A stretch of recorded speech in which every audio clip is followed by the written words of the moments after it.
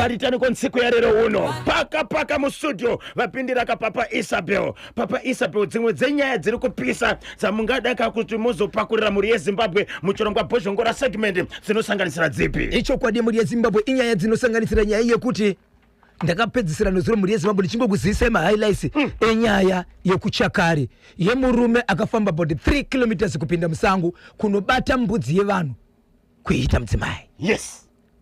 Ndine nyaya yemuguta reHarare ine chikoro chakapiwa vana ndorani nemudzidzisi kuti mese mururadza muri kurwara nokuti muno muklasi matiri amusi kujeka nimwe amusi kufemeka mweya wakanaka. Ndine nyaya yeku-Mount Darwin yemwana akarwara makore asi baba muchiri mekutsvaga mubatsiri vakati kumwana neni uchatofa chete asi patsvaga mubatsiri muri yeZimbabwe mwana iye airwara ndiye akazopiwa simba rekuenda kunotora zvinhu zvirumba mababa vake asi ari yemurwere. Asi baba ndiwo kavairwarisa mwana zvakatozobuda pachena mukoma KB kuti baba vanga vane chekuita pamwana hatizivi kuti vabereki zvii zviri kumboitika uye sei zviri kufamba sei. Ndine nyaya yemwanakomana wekushurugwi kuti upenyu hwake akaona madzimai kunyangwe achifamba lese havana basa nawo werudzi rwake ndiye wanonzwa kuti daita mudzimai wake kureva kuti madzisisi nevazukuru vanonzi ukasangana neivavo makuna anoti ndova ndoda ivavo. Saka hama dzikamuoneka zhinji dzinotiza ichinanguna kuti bata chikonzero akatombozama kubata akambonzi ngambwiriswa kumapurisa amboteswa brain dzake kuti dziri sei asi anoti iye ndova ndonzwa kuda vekukamara. Akura seko munhu 37 asi asati aroorana mukadzi. Hey ya muri kunzwa ire dzakabatwa naBaba Isabel muchirongwa Bozhongora segment. Kara pafupi kana uchizodaka kukomenta panyaya dzinenge dzatsudzurwa. WhatsApp number yeNational FM is 0713938538 0713938538. kune avo vanenge vachidaka kufona munongofona kapa 0781383340 0781383340 kana 0781373340 0781373340 vachadaka kubata Bozhongora anobatika seiko na Baba Isabel. Zvikafamba zvakanaka mukoma KB nasi ndichange ndine mukadzi uyo wekunzvimbo yekuMozambique. Tichange tinaye tichazokupai mashoko kuti tichange takagara tese achitsonongodza nezvaari tikaona mukana aiwa Zimbabwe muchafara.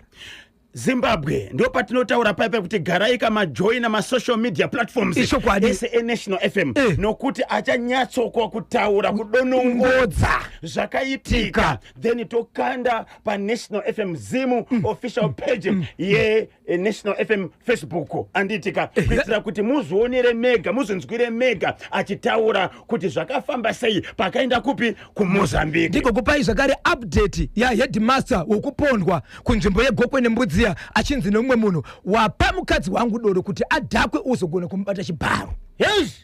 Pane update iripo kuti zvakazofamba sei nokuti takaguma munhu aurawa mapurisa akazobata vanhu akazovigwa here akavigwa sei hama dzakati dzinodei nokuti kuuraya munhu veukama pachivanhu vanoti unofanira kuripa.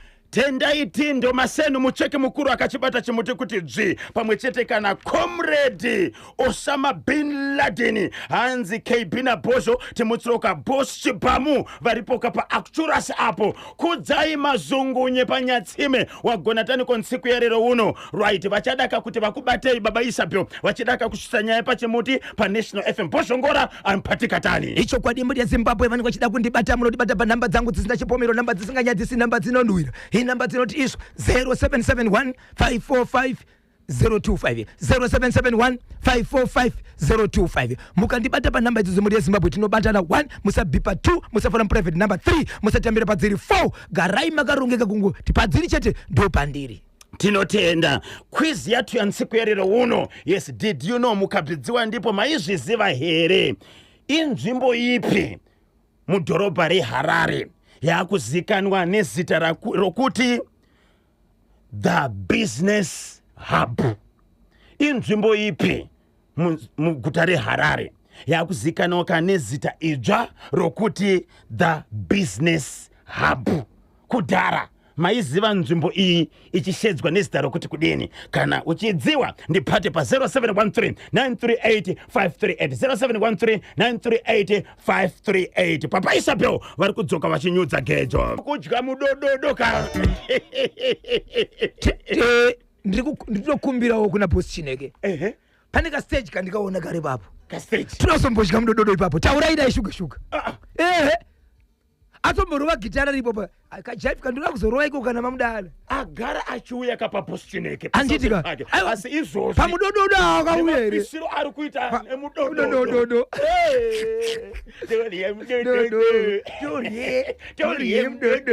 manje sekugokwe manje kuti tichirei manje totopinda muchirei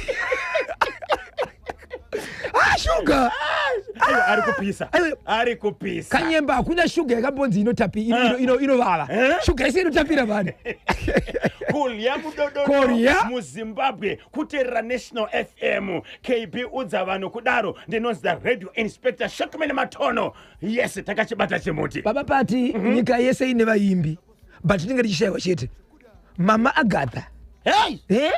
Mama Agatha Murudzwa pane kamikwanzi kwakagumarini kuti kuna matamari wako wakapedzesera ridi Glorious Machuwaire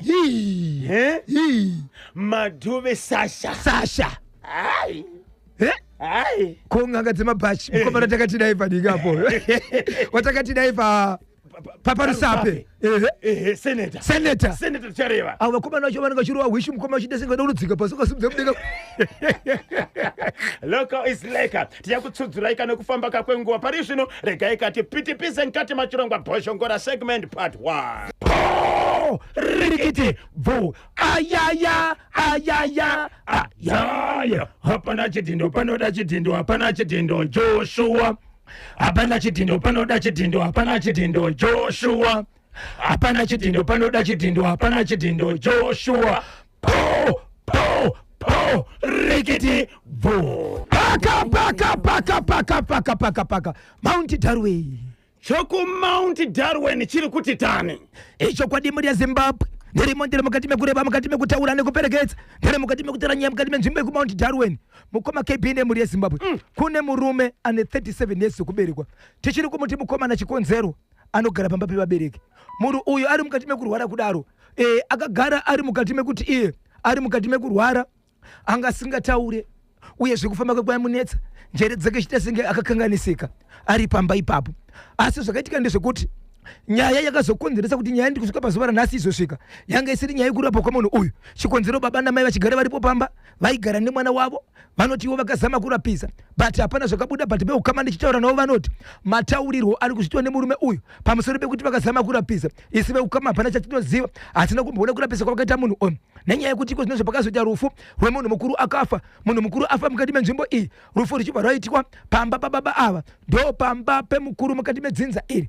vanhu vachingopedza kuti rufu ari parufu kudaro zvikanzi honai zviri kuitika zvemhuri yeZimbabwe paita dambudziko rekuti izvo vanhu tiri kufa vanhu tiri kurwara uyezve tine mwana webaba vedu akuru mwana uyu ane makore achirwara akadaiso haatauri haafambi dzimwe dzenguva anotombomira kuti achakwanise kufamba uyezve njere dzake dzimwe dzenguva dzinogona kurasika dzimwe nguva muchitaura naye iko zvinozvo amu 37 years dzokuberekwa munofungiza kuti upenyu huchamira sei ngatimbofambai vakomana tigare tatowana nguva yekugara tese sezvo tiri parufu pano apa munhu anga afa anga ari mumwe mukuru zvakare ari mukati meguta ari mukati merudzi rwemadzibaba erudzi oro zvadaro mhuri yeZimbabwe zvikanzi ngatitsvagei munhu kuchibva kutsvagwa munhu achisvika panzvimbo iyi chaakatanga kutaura mhuri yeZimbabwe pamba pakaitika rufu padhuze nepamba pababa ava vane mwana komana uyu ari pamba hawo uyu mwana uyu angasaturwi semurwere anga kungotorwa sengoti ndozvaagara ari saka kuti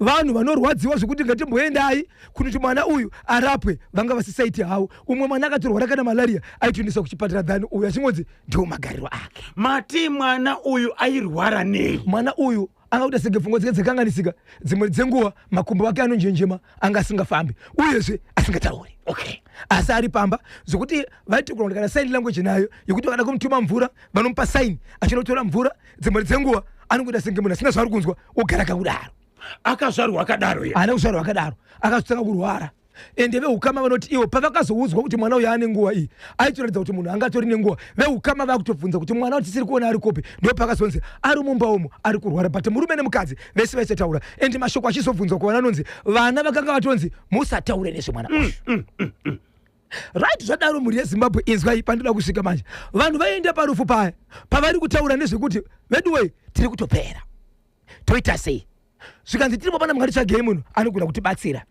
zvikanzi nhasi akwanise kusvika tichifutsira munhu nhasi mangwana munhu anenge asvika munhu akabva asvika mangwana munhu akasvika pangwana mwana uya akabva anotorwa ndokuunzwa parufu kuti vanhu vari parufu auna nomupawo chikafu nekuti hama dzake ndo dzimwe chete nevanhu vafirwa saka aikwanisa kusogara hake achitendera ipapo semurwere munhu akatuma kuzobatsira achibva ashevedzera kuti musati maenda kwakawanda kwesoko ndoda kutanga kutera nezvemwana uyu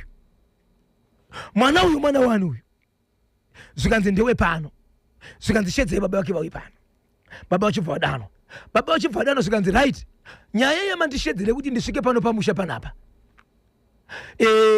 baba mudzinza vachazomiririra nyaya iyi vari kupi yepano isinei nemwana uyu kuri kuwanika zvakare kuti baba ivavo zvakare ndo vari kunzi ndo chatopota ndo mukuru anomire zvikanzi saka baba muri pazvese zvikanzi alright zvikanzi baba vana vese ava kana vachinzwa kuchema vanogona kubva kuchikoro vachishevedza vese muine vana 6 kana 7 vese vachiva vachiti baba tanzi tinoda kuende kutrip baba kwanzi kurudiwa mari dzekubhadhara chikoro mune wamunobhadharira here muchisiya umwe vese vachienda kuchikoro zvikanzi ndinobhadharira vese chikonzero vana vangu zvikanzi right vana vese vakaungana panapa vachema kuti nhama namatambudziko zvaita sei zvawanda kunyangwe imimi musingazive chiri kukonzesa nhama namatambudziko but makaita zvipi zvekuti vana ava vave munama namatambudziko zvanzi ndokusaka taungana zvikanzi munoda here chokwadi kuti vana vabatsirike zvikanzi ndinoda chokwadi zvikanzi alright tisati taenda kuvanhu vakawanda tangai maita kuti mwana uyu abatsirike nokuti murodhi mune mwana umu murodhi memwana uyu mwana iyeyi ndiye ari kukonzera kuti vamwe vaite matambudziko pane mwana uyu ndo pane dura rematambudziko ese asi imimi mukabvisa dambudziko riri pamwana uyu sababa ndiri kuti imimi tisha hamuzivi kuti mwana achapasa sei hamuzivi ime munodzidzisa mwana anodzidziswa natisha asi mari yechikoro inobhadharwa demi ndati mwana uyu ndiye achaita kuti vamwe vararame asi kuti apore kurwara kwaari kuita anobvisa mari nekutsvaga vabatsiri ndimi baba saka moita sei mwana uyu kuti akwanise kuraramisa vamwe zvikanzi handizivi baba kusvikira vatsama vakupindura nehasha kuti muda kuti ndiite sei zvikanzi baba ndiri kukumbira kuti muende munotora bhegi rirumba menyu bhegi rine mwana uyu zvikanzi munoti kudini kana muchindiudza kuti ndiende kunotora bhegi rine mwana iye mwana ari panapa zvinorevei zvikanzi mwana uyu ari mubhegi aripo pano zvese zvaari kuita izvi zviri mubhegi nekuti mwana ari mubhegi ndosaka ndichiti ende munotora chi munotora bhegi zvikanzi nababa imimi pachenyu kana mauna bhegi rine mwana ndokusaka vakuita sekunonzi vari kushoropodza munhu ari kubatsira kuvanhu vachiti nai munoti munhu yakakwana here kana achiti mwana uyo ari mubhegi isi tichiona mwana panapa vamwe vakashevedzera kuti tine shona yatiri kunzwa pano unonzwa vamwe vanhu vachiti hapana munhu apa munhu iyeye hapana zvemunhu but muri kumuona asi ari kunzi hapana munhu kureva kuti pane zviri kunzi hapana munhu baba vachibva nzi zvandakuita verudzi ndoda kuti mwana uyu aende kunotora bhegi rake ndiye achashanda mumba baba vake iye murwere uyu mwana uyu achibva apiwa zvakapiwa ndokubva ahetsura kudaro achibva tava kutaura nababa munini wake vakakwasisa vanga vari ipapo kuti baba makadii asi mwana angasikatauri zvikanzi right ndoda kushanda naye ndiri kukumbira nguva iyo zvikana baba vachona iwewe mwana akabva ri kuna baba vake baba imimi ndimuri kundikonzeresa muna zvamuri kuita baba vakabvunza pavanhu kuti akuti utaure iwewo ndiani haufanire kutaura akuti utaure ndiani vanhu vakatanga kuti hii nai baba saka mune chokwadi here kuti matira kuti mwana uyu agare asingatauri zvikanzi hazvindifadzi mwana uyu ndewangu ndakazvara ndega kuchengeta ndini saka ndinoita zvandoda naye zvikanzi dai musina kuunganidza vanhu mwana achibva anzi geza maoko ako geza maziso enda mumba mwana akapinda pakutanga akashaya bag nema bag agara ari mumba imomo akamashaya mai vake vakapinda mumba vakaona zvise zvirimo zvikanzi aiwa pane bag rinoda kuti aone ndokuzopinda mumba achibva pinda zvikanzi ndiri kuona bag but pamusoro pebag ndiri kuona pane chidhanana saka chidhanana chinondiruma zvikanzi kwete kana uchiri kushora chidhanana usabati zvechokwadi unoruma ndobva nzviyageze maoko vanhu vachibva vageziswa maziso mukoma kebhine murezimbabwe kuti mirai padhoo munzori zviri kutaura mwana ndizvo here kana kuti inyaya yekuti mwana uyu anomboita sengano kanganisika njerere vanhu vese gezai maziso kunodaiswa uri kuona kabhegi karipo chidhanana cheche kuti isu chikwedi kugogo choti chidhanana chinoti chikamira chikafamba chinoti pasi musoro 1 2 3 chigumkum chinorovera musoro pasi zvikanzi tiri kuchiona zvikanzi right chinonitora bhegi nguva iyoyo baba vakatanga kupopota vachibuda iyoyo vachiti kunyange ukapiwa simba rakaita sei but iwewe uchafa chete ndokunotora bhegi riyere ratorwa bhegi muri yezimbabwe mwana uyu kumashure achiri kuenda kuchikoro ari grade 2 akamboenda kuchikoro akagerwa nechigero pakati bvudzi riri hombe akagerwa nepakati bvudzi richinzi harina kuonekwa baba vakashevedzwa kuchikoro kunzi zvauya zvakaita mwana ndizvo zvatinoita isusu kana bvudzi rakurisa tinongomukrosa mumusoro kuti akanyara kufamba muvanhu vabereki muchamugera ko kana abva kumba akagerwa saizvozvo muda kuti maticha chiite sei tomudzingere kuchikoro mwana atizomudisturba here baba vachibvaudza maticha kuti mwana uyu akamuka akagerwa saka inini musamugere inini handimugere ndoda kutanga ndatsvaga chakamugera ndikafamba kun'anga kana kumaprofita ndikazoziva chakamugera ndopa ndichazogera kana ndisina kunzigera achagera akadaro akaita 2 months achienda kuchikoro akadaro musoro maticha chingokwenena kuti toita sei right mukoma KB inzwa mwana uyu akamborwara zvakare ari kuchikoro achinzi arohwa neumwe mwana musikana vachirwisana ari mukoma nemusikana mwana uyu akatanga kuzvimba kwakavanzika achinzi akarohwa nemusikana uyu akamukava nyaya yake ndiswa kwasabhuku vakanzi ende kumapurisa imbogarai pasi mutaurirana mune chokwadi kuti mwana yanga kuwadze mwana uyu vakaenda kumapurisa vakatanga kubhadhara vabereki vemwana uyu achienda kuchipatara ndokubva arapwa asi kurapwa kwaakaita atori nekumwe kukanganisika kwaakaita kwakavanzika so zvazodaro mukoma KB ndokubva vanzi bvurai mubhegi ndo makawanikwa muine bvudzi zvikanzi bvudzi iri kana musikazivi imwe sikireti iri pamwana uyu kana munhu achikura ane nzvimbo dzaanomira zvimwe zvinhu zvekuratidza kuti amukuru uyu mwana uyu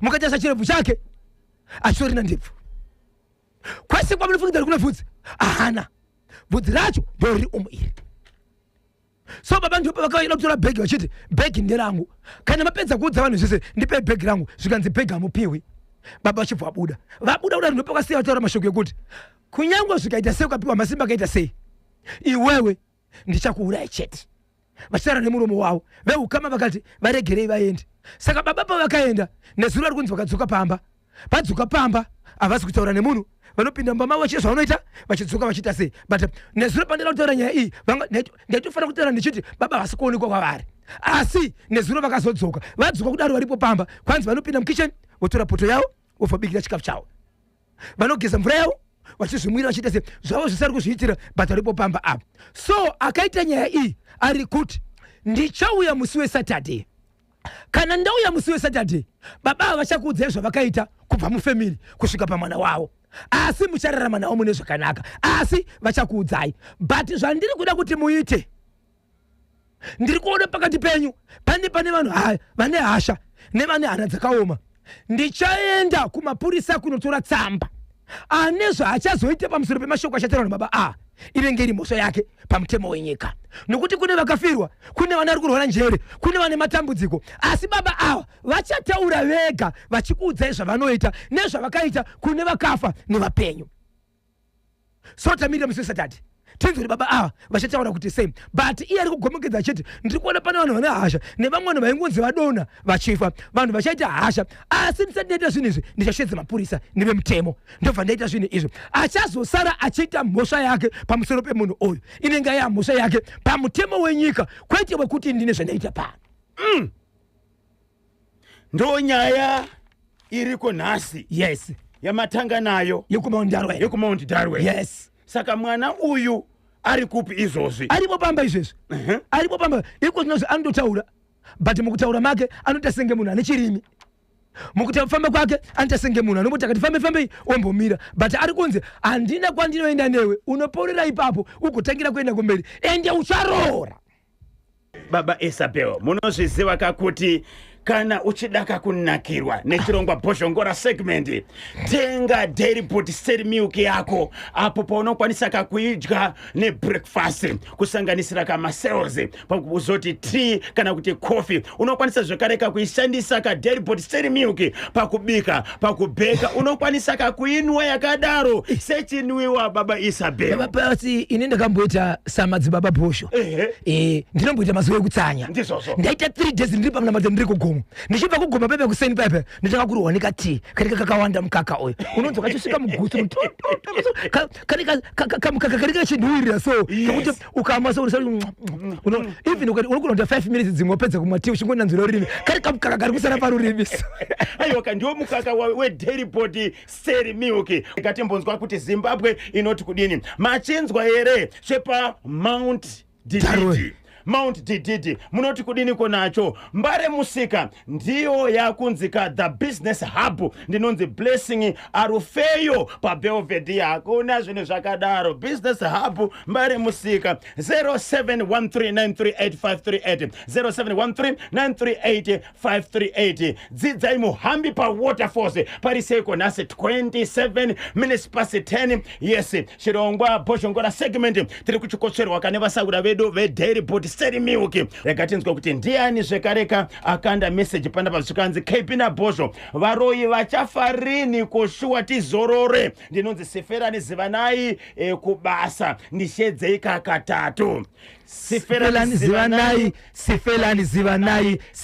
Zivanai po rikiti vu aripo kapachishawasha vakachibata ka Bush zvemunyati namai zvemunyati pashisha business center apo babatirwa chinoita avadi kudisturb boss zvinyati kwaniko zvivharira mota so kuvhara mawindo hanzi Darweni yangu mai ndanyara ndinonzi maitunga amake tunga ndoko vanobva yes anobva kuDarweni yes tinotenda zvikanze mudhara akaromba akajata anoda kashamu ine munyu nzvimbo iyo majubheki chete hapana imwe ndinonzi ambassador Tinashe Gotora paSoromio ndiponi kombuto inchemerewa kana dzina rakuti the business hub zvikanzi business hub ichiko okay it's Afrixim Bank Africa Trade Center okay ndi baba Bernard ku Heathcliff panduna pariseko panduna nasi aiwa zvisirizo ndeipi konzvimbo inozikanwa kanezita rokuti inoshedzwa nezita rokuti the business hub okay isitanyowani kudhara maiziva nezita rokuti kudiniko 11 minutes to 11 ndopafika nthawe pali manje 0713938538 0713938538 lekezani kativhe mafarani tewera tiri kudzoka Baba Isabel vachipinda vachipfapfaidza nokutsudzura kachimwe tsudzurani chinango icho kwadi muri Zimbabwe ndiri mukati mekufamba mukati mekupfapfaidza nekutsudzura zvitika matima nawose nyika ino tinozva kuti chimuti munenge makachibata muri Zimbabwe muri mukati mekuenda nacho kupfapfaidza chikonzero charemera dzinza chiri kufamba pese paka mutora shanga chako mutora shanga chiri kuti tani chinonakidza mati chakumutora shanga chakaita sei chinonakidza chinotapira mutora shanga inono kune vanga vachida update yandakataura nezuro yenyaya yekuhopley yemurume akapfura mukadzi achibva azvipfura iye ndichazokupai zvakakwana muri yeZimbabwe nokuti chikamu chacho chitafamba nacho nezuro kune vanga vari panzvimbo yerufu yepazvikaitikira vakaona tichisvika ipapo nhasi zvakare tichasvika ipapo tine mamwe mashoko aripo ipapo asi zvakangonakira kuti zvine muumbowo wazvino wokuti pane matsamba akaonekwa muhomwe nezvaitaurika kubva pakutanga kusvika pakasvika vanhu mwana achiburuka achienda kuhama dzavaenda vanhu vachienda kunoti kuwasiya vanhu vari mota sei vari kuwirana here zvikanzi vanhu vachibva zongodzwa kuti parira futi vachinoenda motokari vachiona kuti munhu apfura uyu akare zvakare azvipfura vachienda kuchipatara nezvakaoneka zvese asi ndichakupai zvakakwana regai tidzifambiri tigodzipedza but iko zvinozvisivai kuti mukadzi akafa murume akazvipfura but asati afa ari muchipatara yazvo kaona ichokwadi muri yeZimbabwe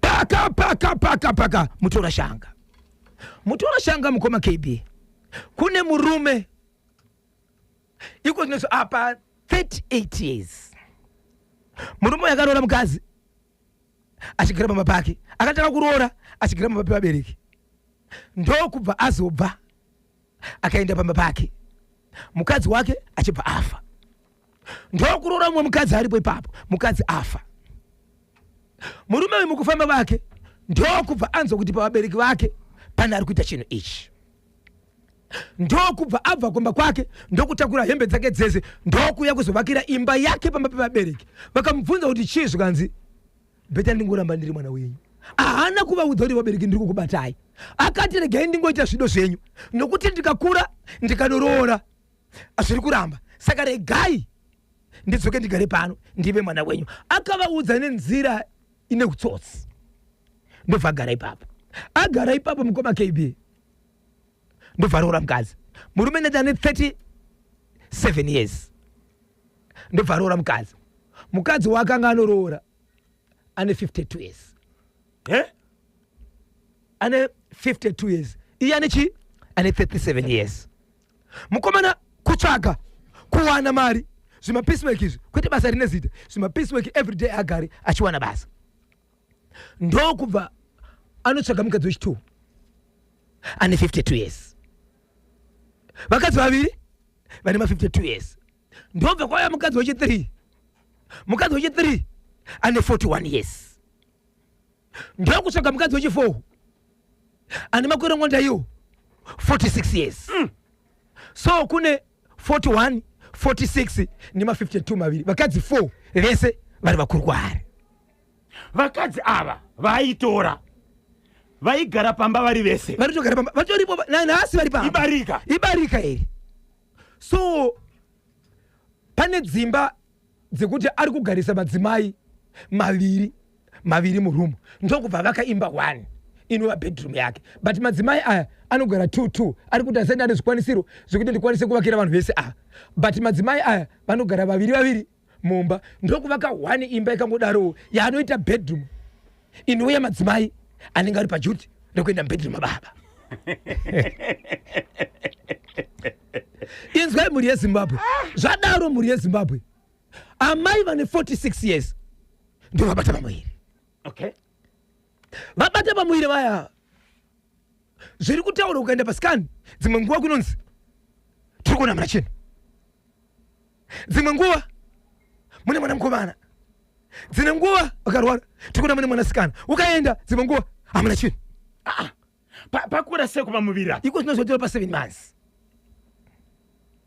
asi kuchiona chino mukomana wofamba zvikanzi tinoda kuti ufambe zvakasimbarara nyaya yaikonzeresa iwewe wakaita zvinhu zvakaipa pawanga uchifirwa iwewe baba vako vane zvavaida kuita pakuti iwewe mwana akangotanga afirwa mwana akatanga azvarwa akangofa chete waifungidzira kuti afa but anenge ashandisa baba vako saka paifiwa nevakadzi ava wangudzingete ngozi but kwauri wanga uri pasafe side asi zvowakazoita zvokunovaka baba vako wave bhura ravo zvavanoda zvese vari kuita newe saka mwana uyu tiri kuona isusu watomushaya ende uchienda kuchipatara wotonzi achawani zveshuwa vakaenda dzimwe dzenguva anowanika dzimwe dzenguva anoshayika so iko zvinozve mashoko ari kutaura ndeye kunzi mwana uyu izvezvi akatorwa but baba vako vanoziva nyaya iri kuitika mwana komana saka akamboshedza veukama ndobva avaunganidza ndobva ati veukama ndiri kukumbirawo kutaura ndakambofirwa nevakadzi zvamunoziva mukadzi wangu yakazvitakura but kutakura kwaakazviita izvezvi tikaenda kuchipatara dzimwe nguva mwana ari kunzi haasi kuwanikwa asi vakandiudza vakati pakati penyu matara angu pane akatotora mwana wangu adaye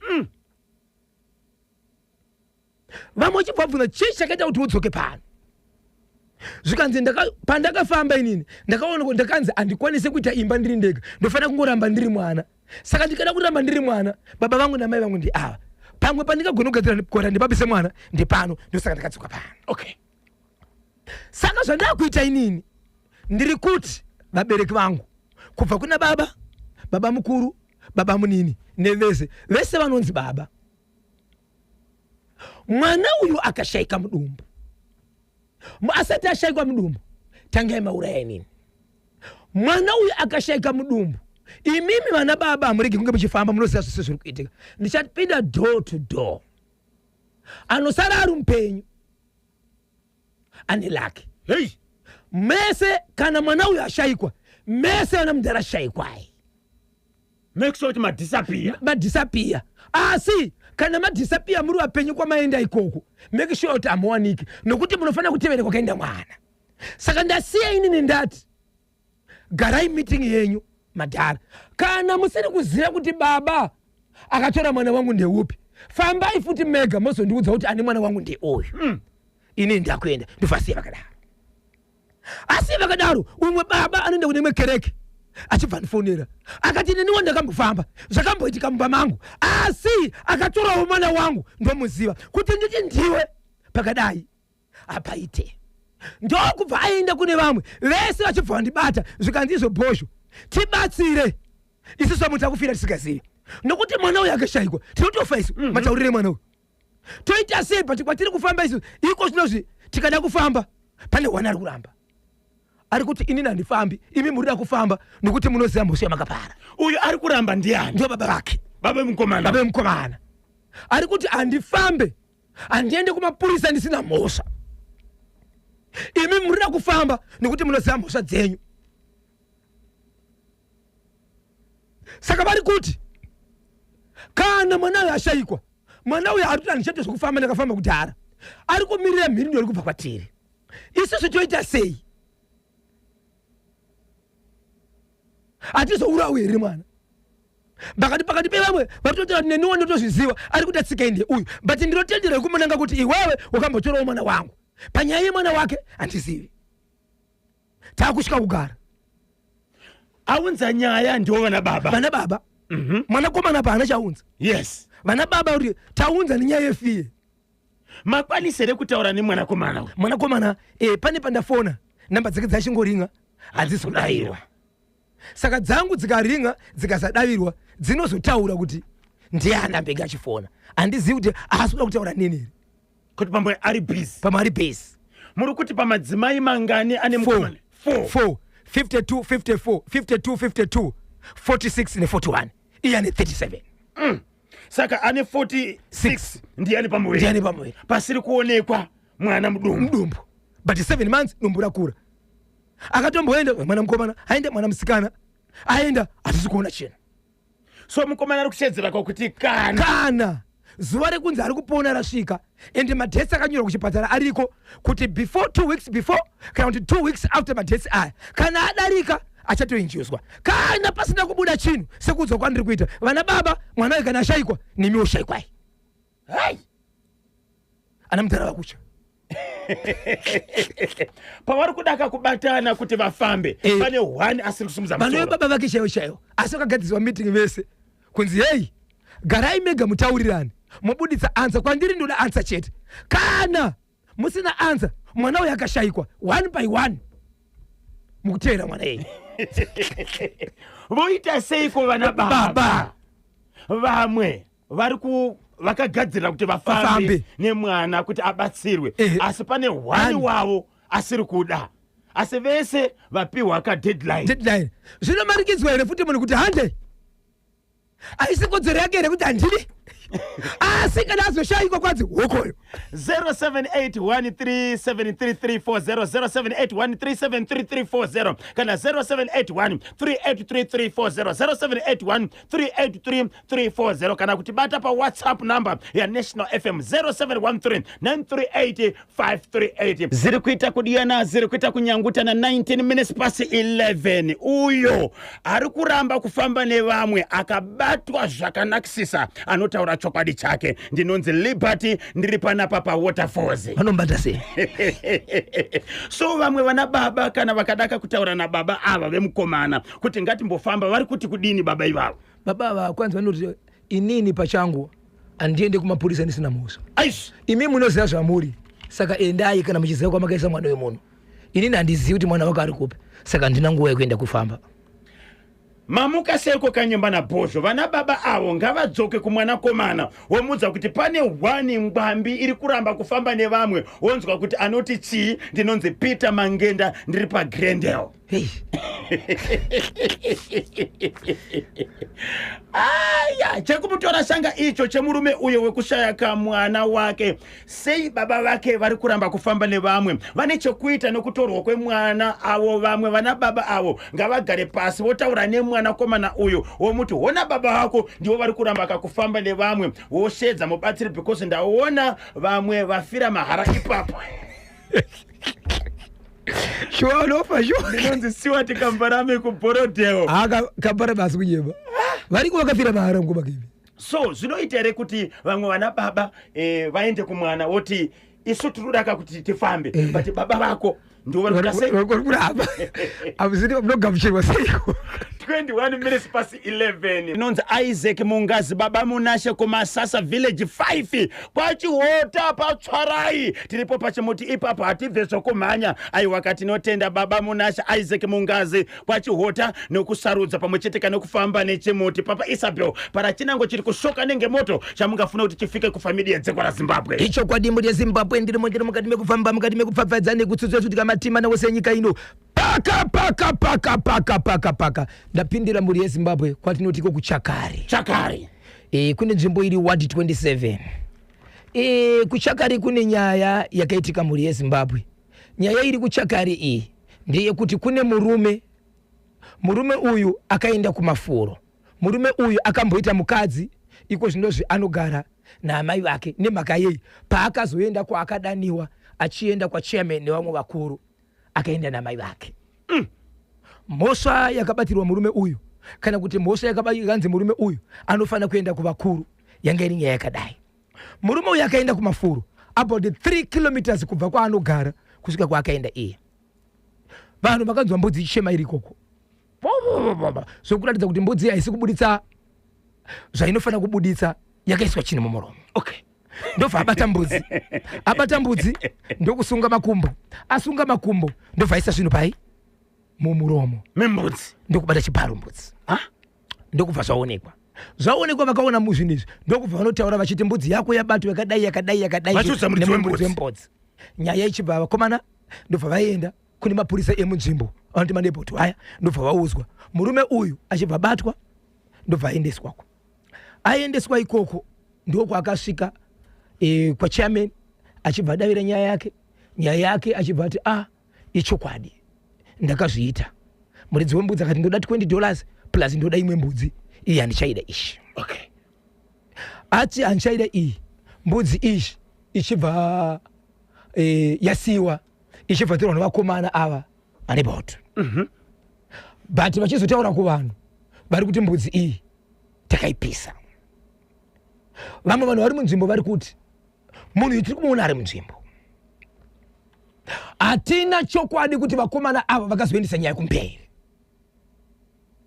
Uyezve mbudzi pari kunzi yakapisirwa hapasi kuwanikwa.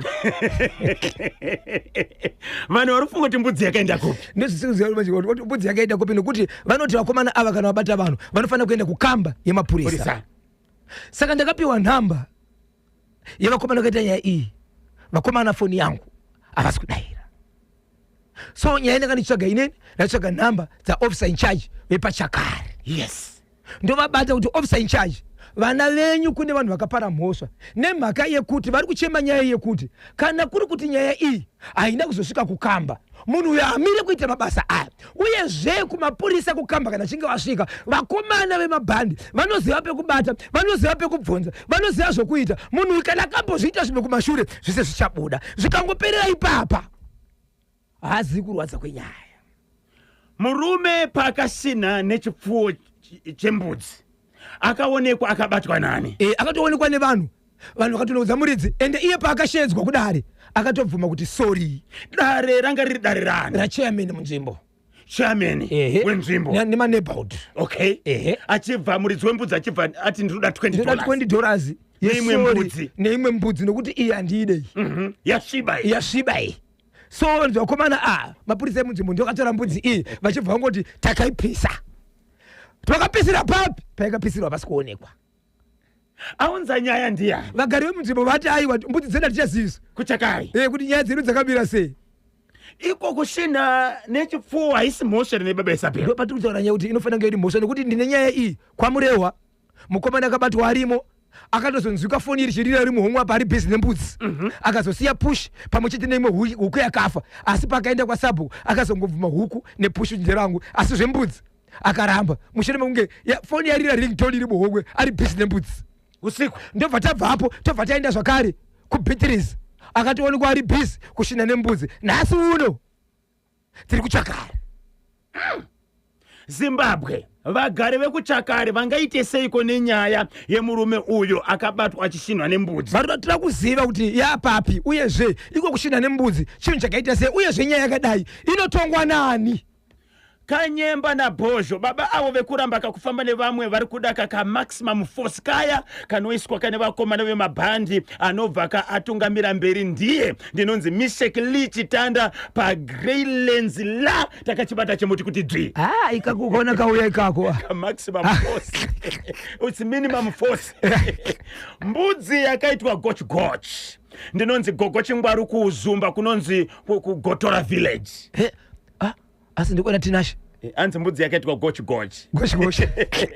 Chalema Mbosa kuMozambique mbudzi iyo anzi araitoita muriwo awo Chalema Mbosa kuMozambique mbudzi iyo aratoita muriwo awo pamwe yakangura siwa matumbu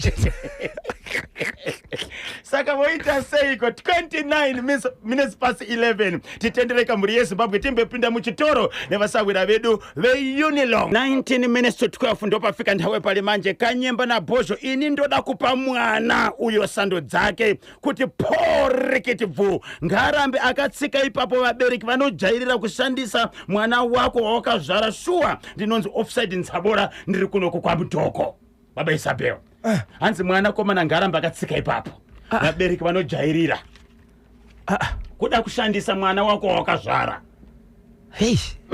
but pamutemo ndisu tomboti vajairira but mutemo unoti kudi mwana hapana mhosva yaita sofa hapana mhosva angoti vana baba kana ndisina kubataka mwana wangu mumaoko gadzirirai kana ashaikwa nemishaikwa wagosvezera vanhu achyidzira vanhu imhosva akaikuchikidzira imhosva akakuchikidzira imhosva amen hesi Kanyemba na Bhozho avo madhara ekupiwa kawarning vakaita zvokutamba vachatadza kakudya kisimusi kuzoti uyo wembudzi ndoona sekunge vanenge vanyeperwa kunzi uchaita keshi chete mutsatimo mashasha yose kusanganisira Shekman Matono tinashe Gotora regaisa murugwaya Kelvin Joao naGweja ndinonzi tichaona Shumba Makuwerere ndiri kobulawayo eCowdry Park lapa kuri seko kobulawayo ninzwa kuti murachipata kachemuti avo vekudya mudododo imaterereka avo vekudya mudododo wembudzi Mwari ave navo ndinonzi Thaddeus Mukwembi pagutu nditewo kapfo katatu Thaddeus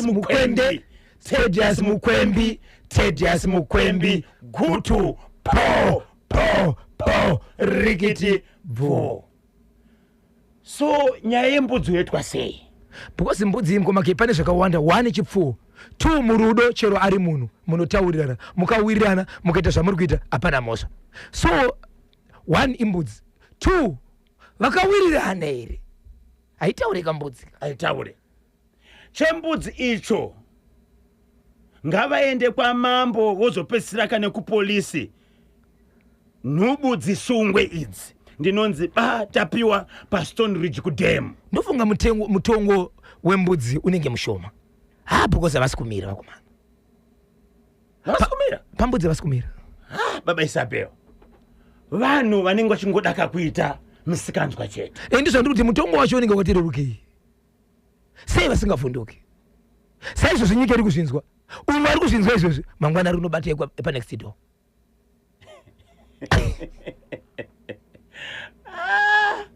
varoyi munorwadziwa munokundwa nehuku inovhumbamira vana vayo neuwandu hwavo, asi imi muchidya vana kuvaita usavi zvinorwadza. Ndinonzi Professor Austin Milanzi, ndiri kunoko koBulawayo. 16 minutes to 12 tsodzura ndichena kubaba Isabel. Icho kwa dimbo ya Zimbabwe ndirimo mukati mekufamba mukati mekufafadza nekutsudzura wamukaseko amafurira anoniko chimutakabala kuti Timothy Mpeperi pa UK apa wamukaseko Timoyo Thomas Matete aripo pa South Africa ndisikakangani wanoshedzera kuti iyo power inoita pa Mozambique chimutakabata wamukaseko wanoshedzera kuti Thomas Matete chimutakabala kuti ndisikakangani Danny Dita ona pa UK chimutakabala kuti wamukaseko Inspector Shinda pambele ngwapo chimutakabala kuti andikangani oshedzera kuti Trish Mawiri akabada chimuti Clayton Zulu pamuchedzera oshedzera kuti iyo boss Chineke chimutakabala kuti ndisikakangani Tiger Tremor League pamuchedzera Tilashe Gotora ndisikakangani Tigere damai vangu ava vakabada chimuti kwanza ndichisienda kachibata kuti wamukaseko bosi Chineke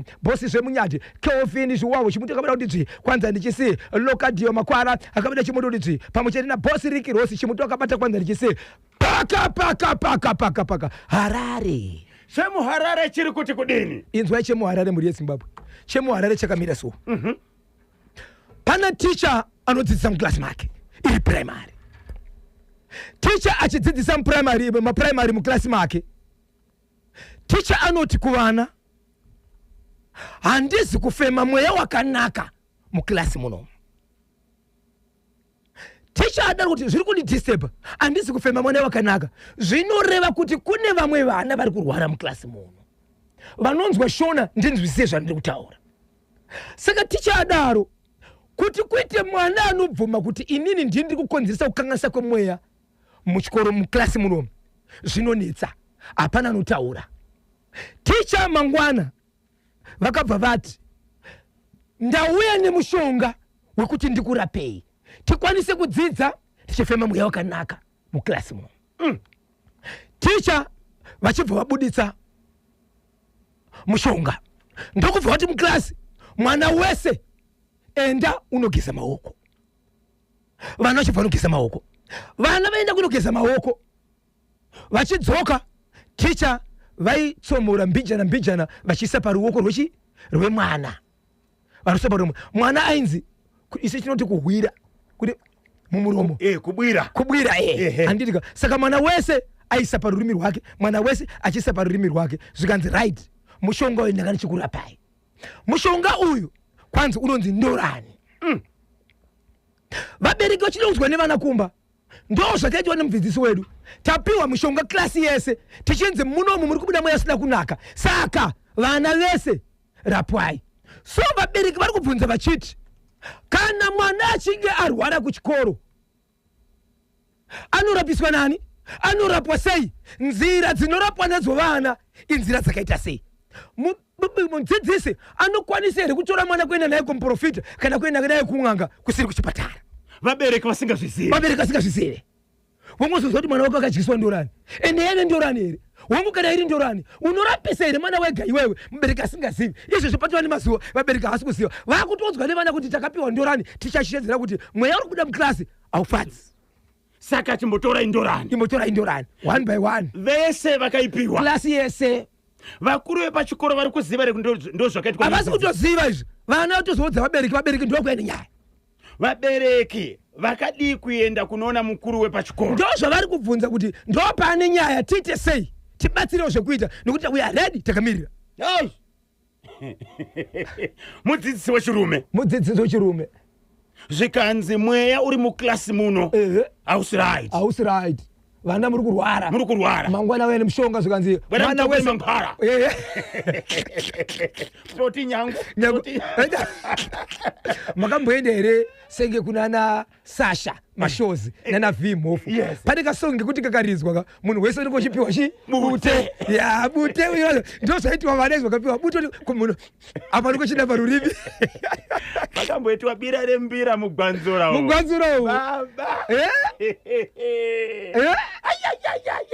kasongo kachota kakaganwa vana kekuti uyamutore 11 minutes to 12 ndo pafika nthawe pale manje lekezani katimve mafara yani tewera kuchokera ku ZBC pabodzi kana Cell One Electronics. Okay, manzwa ka vachitaura ka mafuta kuti vabereki ngavaende pachikoro vaonana ka headmaster votaura ka mamiriro enyaya iyi. Yes, ngavaende pachikoro vaonana ka mukuru wechikoro. Handiti kana mukuru wechikoro akatadza kubata zvakanakisa nyaya iyi, vanenge vakuenda aka kumahofisi anoona nezvedzidzo munharaunda yavanogara. Yes, even nhamba dzomutauririka weMinistry of Primary and Secondary Education dzababata ungana ndoro tinadzo dza Honorable Minister Dr. Torerai Moyo tinadzo. Saka tinogona kakuasvitsa ikoko kuitira kuti vabatsirwe panyaya iyi. Gudo Victoria Falls chakabata chimuti. Yes, Baba Jacob pa Victoria Falls. Gudo kutota mahobi zvinoreva mubvumbi wabvira kare. Wembudzi uyo paakazobatwa vakazodya mbudzi yacho, urwere hwatowa munyama, havangadyi chimoko cheumwe murume.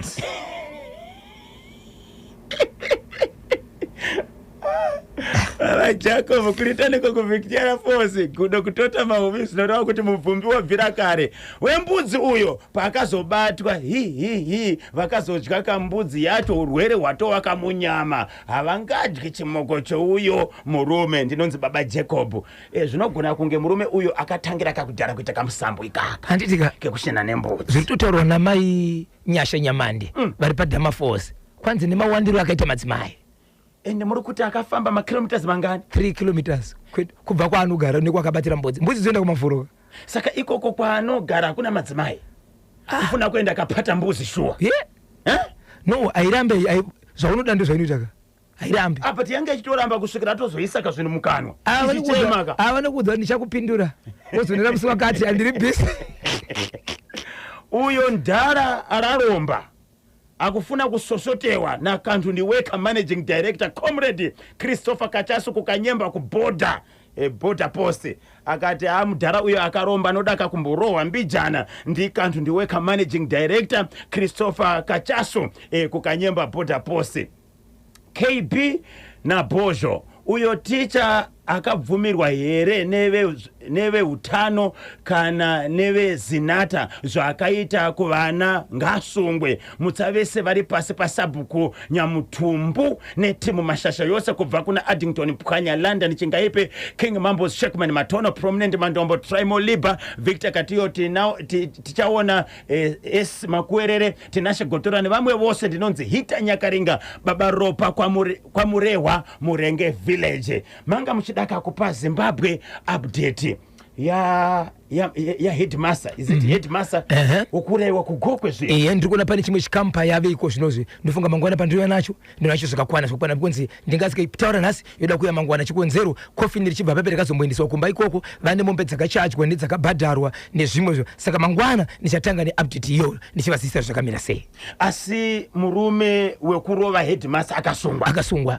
Tinotenda mapurisa nebasa ramakabata kakusunga mhondi iyo. Murume wembudzi aive nechidziviriro here? Ndinonzi Mr. Ngani Matonga Mbare Nationary. Abaisabyo uyo murume wekushina nembudzi aive nechidziviriro here? Ndinonzi Mr. Ngani Matonga Mbare Nationary. Kune vakataura hapana akataura kuti akachiona. So atizivi kuti wrong kana kuti kwete. And achibvunzwa akabvuma kuti chokwadi. Ndakashina nembudzi. Ukaona wakuripa ndikunonzi kutendaka. Kanyemba na Bojo baba avo vari kuramba akakufamba nevamwe ndivo vakaromba. Ndinonzi Mai Megi ndiri kuBrichini. Mai Megi kuBrichini chakabatwa chemuti kuti dzvi paBeit Bridge. Aiwa kati notenda Zimbabwe nokutsigira kwamunoita kachemuti National FM. Vese vari kumuzarabani nenzvimbo dzakatenderedza. Aiwa kagadzirirai ka Saturday chinenge chakachaya patantari patamfupi National FM. Ndisu tine chemuti Radio Zimbabwe, ndisu tine chaunga tinenge tiripo kati chifada tichikorobera tichipedza masports. Yes, muchisangana kana nevashamarari venyu vese veNational FM pamwechete kane Radio Zimbabwe. Kanyemba na Bojo baba avo vaidaka kuchachangiwa mbichana havanga bejere mwana kuti ndiri kudaka kumuuraya. Vari iwo vakatambudza kamwana kusvika azotanga kakutaura. Ndini Langton Chingoma pa Major Brown Glendale ndomutsaka vagare vose kwa Major Brown nevagare vose wekwa Wula Farm na Alec Gweja Fani Mafuta Susan Murindi na Miasi Layasi akachibata chemote kuti dzvi maita basa tongu iyo inondi kuti pakahudzamu hwepfungwa kanyemba ndimutsiroka Victor Katiyo chingaipe Kelvin Joao tichaona makore Traimo Liberty Nashe Gotora Mandombo Regaisa Murogwaya Nobet Chabeta na Mpwanya Innocent Manyoso ndinonzi the radio inspector Shekmene Matono ndakachibata chemote Magonatan konemwa maketunga kadani icho kwadi muri yeZimbabwe ndiri mukadibe kufafedza dziri kuitika matima nawo senyika iro paka Zimbabwe asitotengera pakuwadzana ndo pane china kana zviriko zvakazofanana nezvenyu nezvandiri kutaura izvi ndombotengera pakuwadzana pane primary iripo mukoma KB primary iyi kuchikoro inzwai paiswa mazuva nemadays ari kushevedzerwa kunzi izuva remachips izuva remazepe izuva reyogati neice cream dzokoro ine simba iprimary iri muharare paiswa mutemo wokuti pane zuva remachips ice cream mazepe ndingangoti nemachips machips akatoti chesone zuro vakatoudzwa kunzi pano pane machips muri kuti mimi mazuva aya ndei ndeyekuti mwana wega anofana kutenga chinhu isi chemust anofana kutenga ndo kubva bereka kuti wazoungurura kuti business rematicha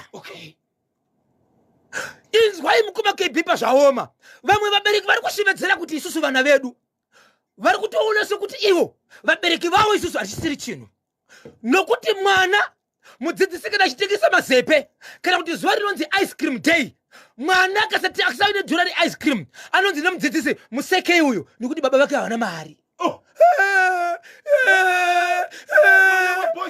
mwana waposhokora baba vake havana dhora mukoma KB hakuna mwana anobvumirwa kunonga kana akabva kumba ane mbuva iri musecho yakatakura mudzidzisi wakamana kuti alright vabereki vakuda kunipa mari handirika alright no problem ndo vachakudzidzisa so ice cream iyi machipisi mazepe aya haufaniri kubva nazvo kumba aiwa kana mwana kuti anobva nezvinhu kunze kwete zviri pachikoro ukasazvitenga futi zuva nezuva zviripo asi chimwe nechimwe chine zuva racho inonzi it's a must mwana anofana kuya nedhora racho ndikuzotenga chinhu ichi kubhusta basa rechi chinzwai pamwe pacho pari kubhowa pamwe pacho pari kurwadza vana vaiswa into two groups pane vana vema-extra lessons ndo vanopinda kuseni kusvika na 12 o'clock kubva na12 uchienda kumberi kuri kuuya vana vasina ma-extra lessons maticha vakabuda nguva yema-extra lessons ya vana vakapinda havasi kudzokera avanongozomirira teme kuchaisa kana ngonzi nyora izvi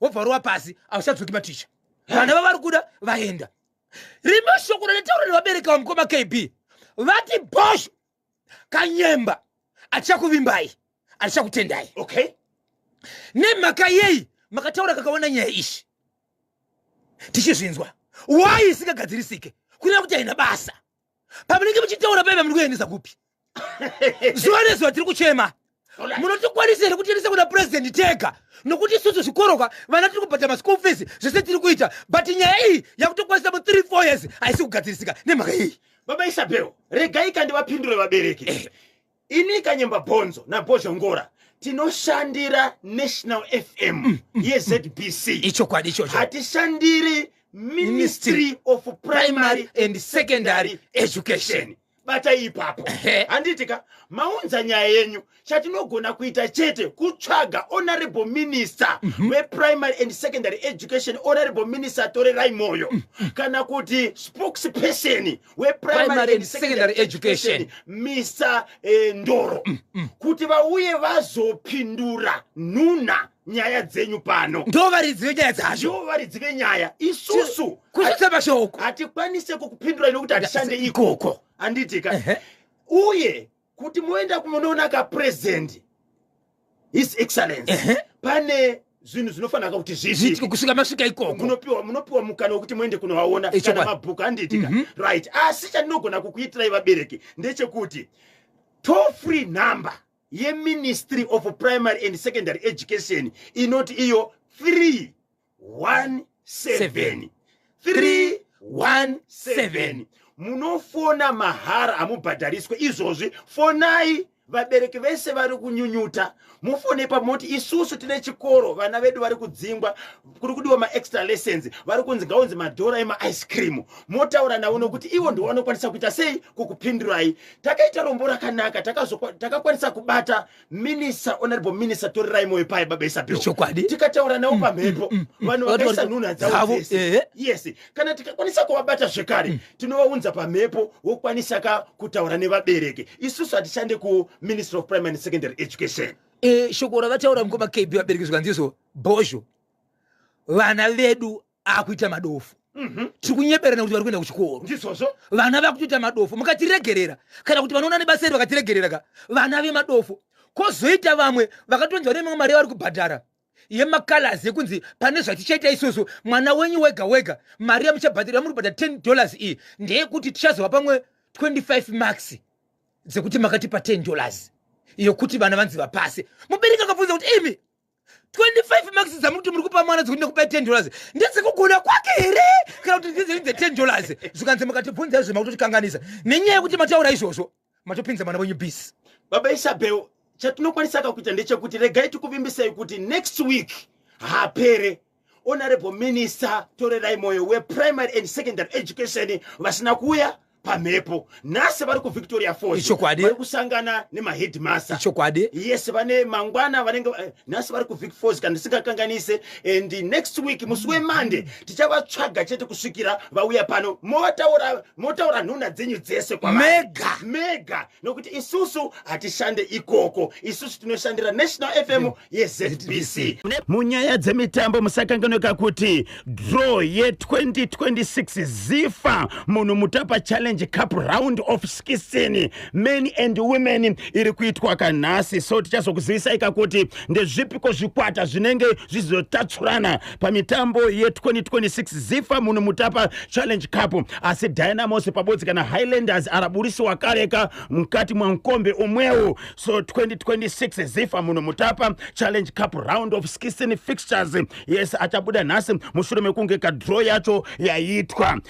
Pamitambo yanga ichitambwa ye17th edition yeZimbabwe National Youth and Paralympics Games iyo yanga ichitambirwa kumarondera kuMash East. So mitambo yakapera nde National Youth right apo Harare province yakabuda ine 40 medals kusanganisira 15 gold, 11 silver ne 14 bronze. Kuzoti pani pa2 panga pane Manicaland province yanga ine 19 medals kusanganisira 8 gold. Number 3 Bulawayo province yanga ine 18 medals kusanganisira 8 gold. Kusati pa number 4 pakarina Mash East the Hosi province ikarina 25 medals kusanganisira 7 gold. Ndo zvakabuda pa mitambo yakatambwa yeZimbabwe National Youth Games.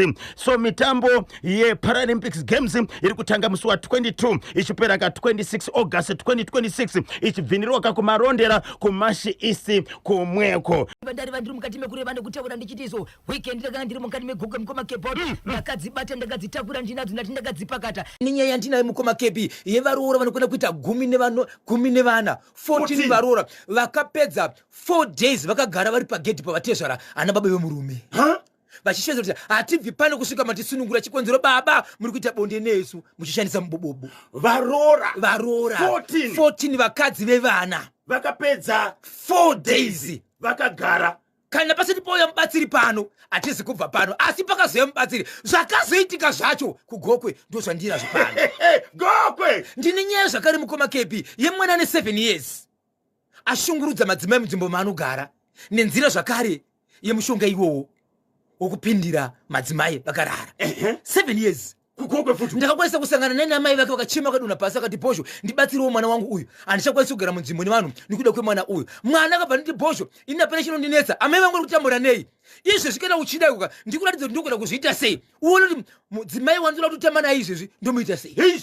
Ndokubva ndabadiswa chimwe chipepa changa nacho mukoma kepi ndakaguma ndachikaenda pasi zvakazoitika ipapo ndo zvandinazvo. Baba Isabel vakagukuchira chimwe chiri kuti kudini ichokwadi muri yeZimbabwe. ndine nyaya yapanapa yemwanasikana ari kushevedzera kuti inini hanzvadzi yangu kana isati yaroora neni handiroorwi. Ari kuudza baba namai vake ndini mukuru ndiri mukuru hongu hanzvadzi yangu inamba 3 kubva kwandiri asi uyu kana asati aroora inini handiroriwo zvakare asi ndichakuudza kuti nemhaka yei asi ndakandiudza kuti nemhaka yei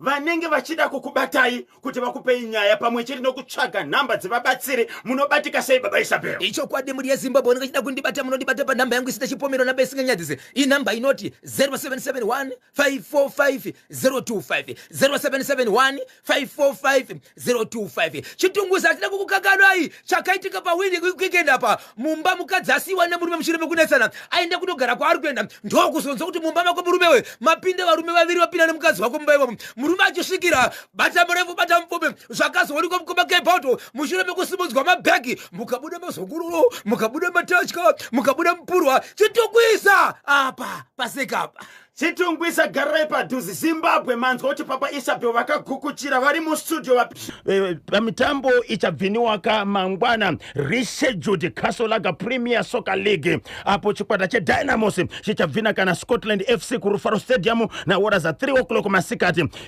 Iposo Highlanders amahlola nyama vachatamba kane Chicken Inn kuBarberfield Stadium ndiwo kama fixers ya match day number 25 rescheduled Castle Lager Premier Soccer League. Match day number 27 Saturday 22 August 2026 kuchabvina ka Moz FC versus ZPC Kariba kuNgoni Stadium, FC Platinum versus Agama kuMandava, Simba Bora versus Scotland FC kuWadzanai, then chikwata che FC Hunters versus Hard Rock kuRufaro, kuzoteka Bulawayo Chiefs versus Caps United kuLoveve, Teo 1 versus Triangle United ku Ascot Stadium, kuzoti Sunday 23 August 2026 Manica Diamonds versus Ngezi Platinum Stars kusakova, Highlanders versus Rangers College ku Barberfield Stadium, mutambo wachaupayika live pachimuti pa National FM. Dynamos versus Chicken Inn ku Rufaro ndiwo kama fixtures match day number 27 Castle Lager Premier Soccer League. Motivational quote of the day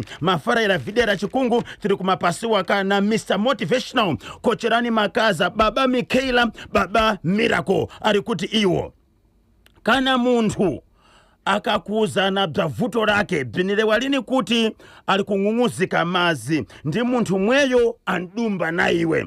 Kana muntu akakuza kana bzavuto rake bvinire walini kuti alikung'ung'uzika mazi ndi muntu mweyo andumba na iwe. When someone tells you about their problems, it does not mean they are complaining, but it means that they trust you. When someone tells you about their problems, it does not mean they are complaining, but it means they trust you. Ndiyo ka motivational quote of the day yatapaswa kana Mr. Motivational Kocherani Makaza. When someone tells you about their problems, it does not mean they are complaining, but it means that they trust you. Kana muntu akakuza kana bzavuto rake bvinire walini kuti alikung'ung'uzika mazi ndi muntu mweyo anenge achidumba na iwe. Kanyemba Bonzo muri Seiko na Boshongora ndidaidzeiwo kakatatu ndinonzi Ruvarashe Nyazungu ndiri kwa Mutare Penalonga Muchena. Ndakachibata chimuti ndatanga kakupinda pa WhatsApp nasi. Ruvarashe Nyazungu, Ruvarashe Nyazungu, Ruvarashe Nyazungu, Mutare Penalonga Muchena. Po rigiti vo ekezani tipase kutenda kwa mafuta ya nkhumba kuna mwanzatu Caroline Tulani Setole watu werengera kamfeso muntu ndi watonga pabodzi kana Nambia kusiyanthawe pa National FM ziri pa na 13 minutes to 11 machibva kachatsudzurwa kana Boshongora cha ku Mount Darwin muniti taniko nacho 0781 373 340 0781 373 340 kana 0781 383 340 0781 383-340 ndizo namba zingupitisanika live pachimuti pa National FM. Paita munango pantedu. Halo pa National FM. Halo Kanyemba Bonzo na Bosho. Ziri kufamba ere? Ziri kufamba baba kuri sei. Kuno kwakanaka tiri kutaura na nari kupi? Uri kutaura na Moses batweza wachikore kumanika rendi. Kuri seko kumanika rendi nasi.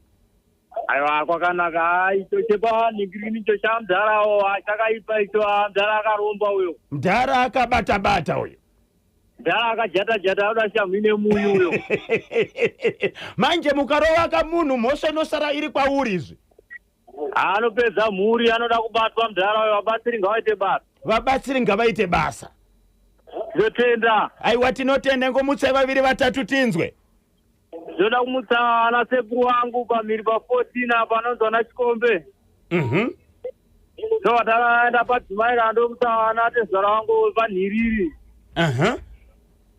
Ndatenda wakwana ndiwa ubese. Aiwa tinotenda chimbotiroverai pfuti tinzwe. Mati ngati mudzidzisi akatanganisa kuti mwana arwara kuchikoro musanga maudzwa abereki kuti mwana arwara. Mwana arwara kana dziri dzechipatara woendeswa kuchipatara anongonyora tsamba hedhi kana ndiani aifana kuudza hedhi ndo zviripo kwete kuzombotora zvinhu kudzisa vana itori mhosva iyoyo. Pazombudzo haiwa akamutenga zvisiri aifana kuendesa kumapurisa nanebva kuti atondotakura munhu kuendesa kumapurisa. Mapurisa ndoaiziva kuti nyaya ndeyedu kana kuti ndekwamambo here. Saka apa vabereki vanofanira kuita sei vabereki? Abereki ngavatanga vaenda kuna hedhi unoudza hedhi. Vakaudza hedhi manje hedhi ndianozvitsudza musoro unoti nyange anoitandira kapi zvekuti ndiye mukuru wechikoro. Okay. Ko uyo wekusvina nembuzi aifana kumuendesa kumapurisa vakomana ava vakatokanya basa ravo vakamuendesa kumapurisa. Mapurisa ndovanotarisa nyaya yacho kuti ndeyavo here kana kuti ndekwamambo. Imi mukanzitongai mhosva yemunhu anenge ashina nembudzi bestiality munokwanisa kumupa makore mangani? Uyo anongoenderana naari kurepa uyo ndofana kuita zvaanenge aitwa kuti kurepa kwese kwese kurepa. Mafuta alright ingosweresai vaviri vatatu.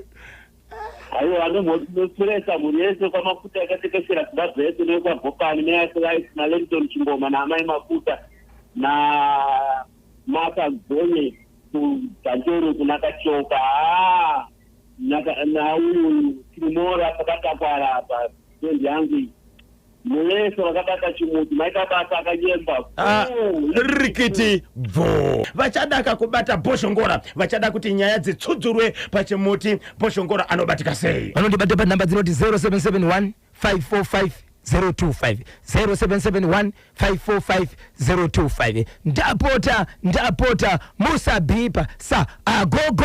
Every day is a Friday. Rikiti vo. Lekezani kandipase kutenda kumafuta ya nkhumba kakuna Bhoshongora Washington Maremera babodzi kana kanyemba bonzo tigumane pomwe kamangwana.